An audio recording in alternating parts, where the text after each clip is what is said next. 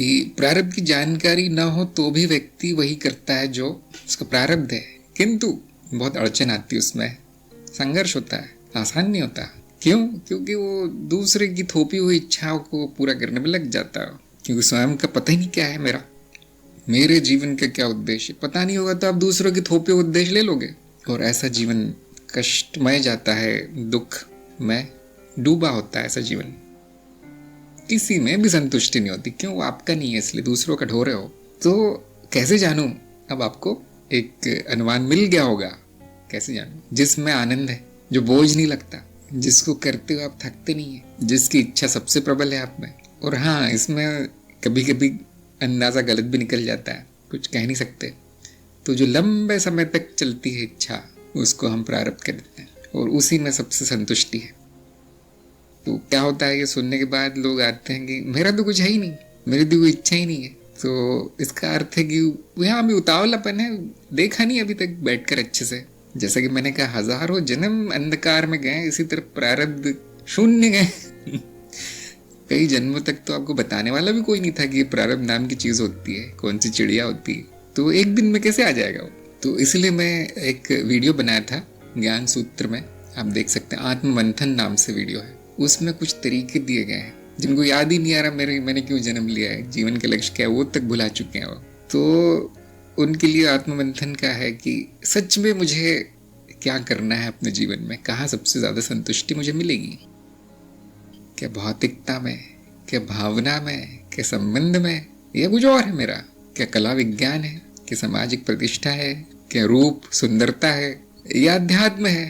एक बात तो मुझे देखने को मिलती है कि जो यहाँ तक आ गया, जो बोधिवार्ता तक आ गया, उनके प्रारब्ध में अध्यात्म लिखा है, नहीं तो आते नहीं कभी। जो झोली फैला के आया है यहाँ पे, उनके प्रारब्ध में अध्यात्म लिखा है, इतना तो पक्का हो जाता है। क्योंकि देखिए, आपको किसी ने मजबूर नहीं किया, आपको किसी ने प्रलोभन नहीं दिया, हमने कोई विज्ञापन बाजी नहीं की, आप खिंचे आ गए बस। तो इसका अर्थ है वो आपका है।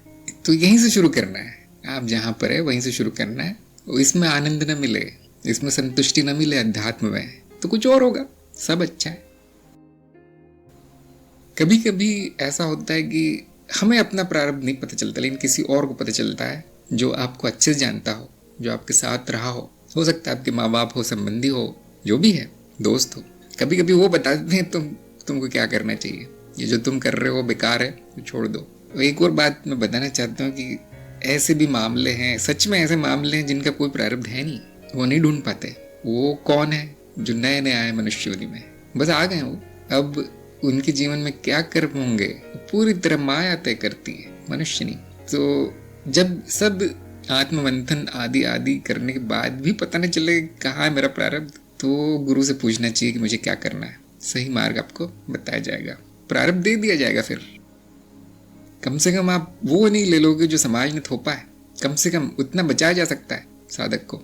अगर उसको स्वयं का नहीं पता अपने जीवन में क्या करना है, तो उसको एक लक्ष्य दिया जा सकता है। तो ढूंढिए, आराम से ढूंढिए, 2-3 महीने लगाइए, कोई जल्दी नहीं है। ना मिले तो जिस पर भी आपको विश्वास है कि यहाँ मेरा हित है, उससे पूछ लेना चाहिए। जिनको हम कर्तव्य कहते हैं, जिनको कर्म बंधन कहते हैं, वो प्रारब्ध की श्रेणी में नहीं आता, वो बंधनों की, मजबूरी की श्रेणी में आता है, बंधनों की। तो इस बात में मनन कीजिए। इस बारे में कई बार बोला जा चुका है सत्संग में कि जैसे बहुत से लोग बोलते ना, परिवार की सेवा करना, देश की सेवा, समाज की सेवा करना, यही मेरा प्रारब्ध है। अब उसने कर्म बंधनों को प्रारब्ध मान लिया है। प्रारब्ध इनसे छूटना है आपका, इसलिए दिया गया है, वो कर्मों का भार खपाने के लिए दिया गया है, पड़े रहने के लिए नहीं। लेकिन मैं जानता हूँ साधकों की भी बस की बात नहीं है ये सब समझना। गुरु होना आवश्यक है। ऐसा गुरु नहीं जिसको कि 100 रुपए दो और वो बता दे प्रारब्ध क्या है, वो गुरु नहीं है। गुरु के साथ कई वर्षों तक सानिध्य में रहना पड़ता है, तब गुरु को थोड़ा बहुत पता चलता है आपके बारे में कि ये कर्म जो है वो बंधनों के कारण हो रहे हैं। तो फिर गुरु को सब कुछ पता चल जाता है, संचित भी पता चल जाता है। वैसे तो आपका विकास हो ही रहा है, लेकिन गुरु के कारण बहुत तेज हो जाएगा, वो भी जिसको आपने गुरु माना है।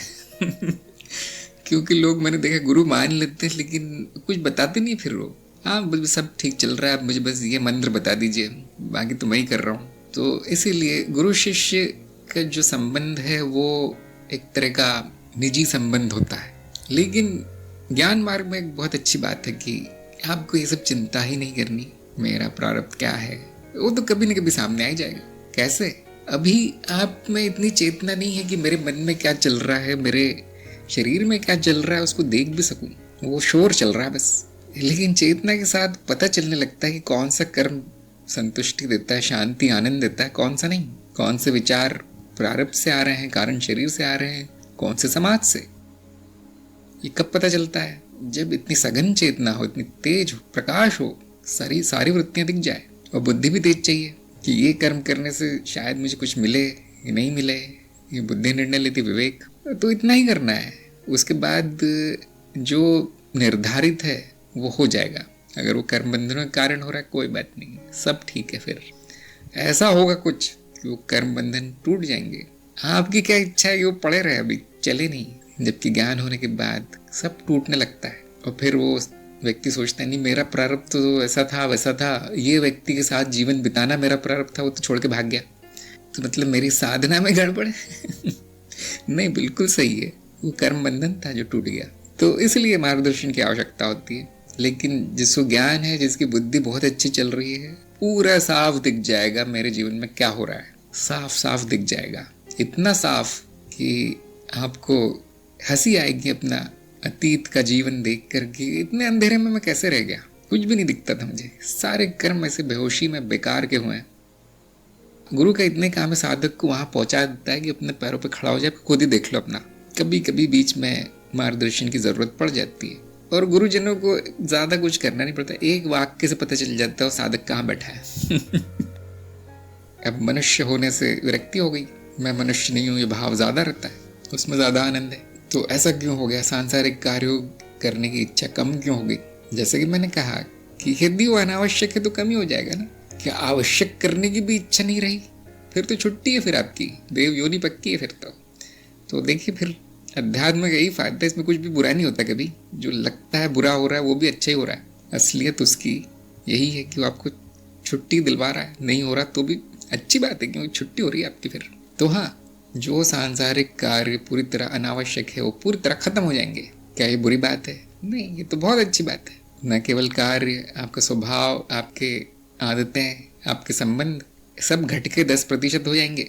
हाँ, संसार वाले तो यही कहेंगे कि ये तो अब पता नहीं क्या हो गया, इसको तो पागल हो गया, पागल का खिताब दे दिया जाता है। लेकिन आप स्वयं जानेंगे कि मेरे जीवन में आवश्यक ये 1 2 3 4 इतनी चीजें थी, वो हो रही है या हो चुकी है।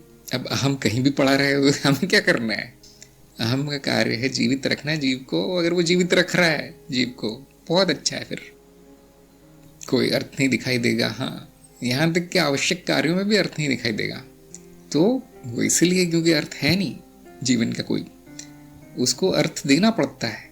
अर्थ प्रारब्ध से मिलता है, आपके जीवन लक्ष्य से मिलता है, कि जो आपको लक्ष्य की तरफ ले जाते हैं कर्म, वो अर्थपूर्ण लगेंगे, बाकी नहीं। लेकिन वो पूर्ण होने के बाद, प्रारब्ध पूर्ण होने के बाद फिर सब कुछ अर्थहीन लगेगा। तो अब समझ जाना है, अंतिम समय है, अंतिम जन्म है, या कम से कम इस जन्म का बोझा खत्म हो गया है। अब वो कर्म नहीं होंगे जिसके कारण दोबारा जन्म लेना पड़े। तो ये स्थिति भी कुछ ही दिन रहती है। जो आगामी जो जन्मों के कर्म है वो इस जन्म में धकेल दिए जाते हैं। बहुत लोगों ने ये अनुभव किया होगा। मेरा तो सब हो गया, अब तो जाना था, पता नहीं कहाँ से आ गया बहुत सारा काम। वो जो आने वाला था, जो अगले जन्मों के लिए निर्धारित था, वो इसमें धकेल दिया गया। जैसे होता है ना कि आप ऑफिस में बैठ के काम कर रहे हो, जो काम दिया गया आपने दोपहर तक खत्म कर दिया। अब वो बॉस दिखता है तो बैठा हुआ है, तो उसको और काम दे दिया जाता है। तो दूसरे का भी कर दो। तो ऐसा कुछ व्यवस्था है कारण शरीरों में कि वो जो जन्म का जो समय बचा हुआ है इस जन्म में, वो बेकार नहीं जाने दिया जाता। उसमें वो सब भर दिया जाता है जो अगले जन्मों में होना था, और वो 3-4 जन्मों का एक साथ भी निकल जाता है कभी कभी। तो मैं तो कहता हूँ ये भी बहुत अच्छा है। लेकिन अगर शांति है, कुछ भी नहीं है, तो उसका ही आनंद उठाइए। क्या ज्योतिष के द्वारा प्रारब्ध के बारे में जाना जा सकता है? देखिए, विज्ञान को सत्य नहीं कहना चाहिए, मिथ्या का ज्ञान है, और मिथ्या का ज्ञान भी मिथ्या है, माया का ज्ञान भी माया है। तो आप अपने अनुभव से देखिए, और आपका अनुभव यही होगा कि कब कोई कोई बात सच निकलती, कोई कोई पूरी तरह मनगढ़ंत होती है। और ये ज्योतिष बड़ी टेढ़ी चीज है। क्यों? क्योंकि ज्योतिष विज्ञान में इतनी समस्या नहीं जितनी कि ज्योतिषों में। क्यों? पैसे कमाने का साधन है आजकल, तो अधिकतर लोग उसको पैसे के लिए प्रयोग करते हैं। और फिर आपको कुछ भी बता दिया जाएगा, तो आपको कैसे पता चलेगा कि जो ज्योतिष ने बताया वो सही है, क्योंकि आप खुद ही जान सकते हैं कि कभी सही निकलेगा कभी नहीं, और जब सही निकलेगा तो मन में शंका रह जाती है, संयोगवश तो नहीं निकल गया कहीं सही। एक आध ज्योतिष आपको ऐसा मिल जाएगा जो कि 100% सही बोलता है, सत्य नहीं कहेंगे उसे, लेकिन हाँ उसमें वो सिद्धि है, उसमें वो कला है। और अक्सर ऐसे लोग पैसे नहीं लेते, और ऐसे लोग बताते भी नहीं किसी को, न प्रारब्ध बताते, न भविष्य, न भूतकाल, कुछ नहीं बताते। जिसके पास सिद्धि है वो उसका प्रयोग नहीं करता, और जिसके पास नहीं है वो लोगों को बेवकूफ़ बनाता है पैसे के लिए। अब आप अपनी बुद्धि विवेक से फैसला लीजिए कि आत्म मंथन सही मार्ग है या ज्योतिष सही मार्ग है। ये ज्योतिष के पास वो जाएगा जो नहीं करना चाहेगा अपना मंथन बैठकर, वो मेहनत पे काम लगता है उनको। ज्योतिष को पैसे दे दो, पता चल जाएगा क्या प्रारब्ध है, लेकिन नहीं, विश्वास नहीं होगा, वो 50-50 रहेगा, पता नहीं सही है गलत। लेकिन जो आपके मन ने कहा है उस पर शंका नहीं होगी कभी, उस पर विश्वास होगा। मेरा मन क्या कहता है कि यही प्रारब्ध है मेरा, ये मंथन से पता चलता है, वहां पे शंका नहीं रहती। अगर तंत्र मंत्र ज्योतिष या तीर्थ यात्रा से प्रारब्ध पता चलता तो मैं वहां सबसे पहले मैं यही करता कि ये लो पता, ये फोन नंबर है, यहाँ जाके प्रारब्ध पता कर लो सब लोग। ऐसा क्यों नहीं किया मैंने? काफी लंबा अनुभव यही कहता है कि स्वयं पर निर्भर हो, आत्मनिर्भर, दूसरों पर नहीं। खासतौर से इस तरह के व्यवसाय पर जो पैसों के लिए किया जा रहा है, उन लोगों पर निर्भर होना बुद्धिमानी नहीं है। आत्मनिर्भर बनिए, या अपना कच्चा चिट्ठा लिखकर भेज दीजिए गुरु को, प्रारब्ध पता चल जाएगा।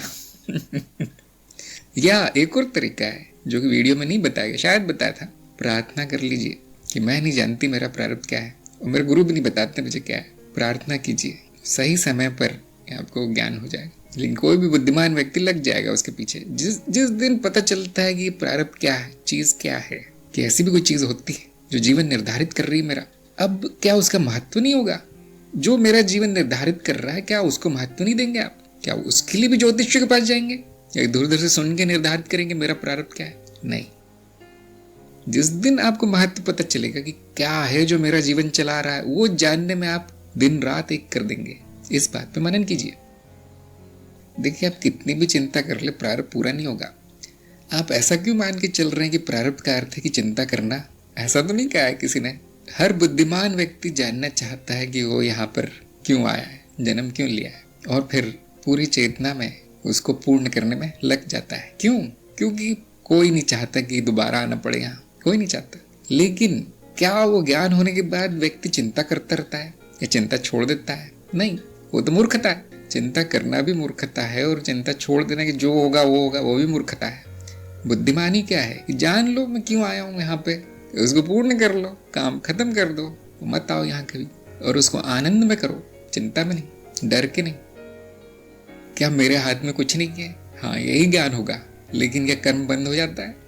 क्योंकि कर्म ना करना भी मेरे हाथ में नहीं है। कुछ ना करना भी एक कर्म है, क्योंकि निर्णय लिया गया यहाँ पे कि मैं ये करूंगा कि यहाँ बैठा रहूंगा, प्रारब्ध पूरा नहीं करूंगा। तो क्या आप ये कहना चाहते हैं ये आपके हाथ में है? जैसा कि आपने कहा है कि कर्म करना, प्रारब्ध को पूर्ण करना मेरे हाथ में नहीं है, तो चिंता क्यों करूं? लेकिन उसको ना पूर्ण करना भी आपके हाथ में नहीं है। ज्ञान यही होता है कि वो पूर्ण होके रहता है, और अगर उसमें प्रयास किया जाए तो जल्दी हो जाता है। उसको छोड़ दो तो भी पूर्ण होगा, लेकिन 5-6 जन्म और हो जाएंगे आपके। अब बुद्धिमानी कहाँ पर है? इस बात पे विचार कीजिए।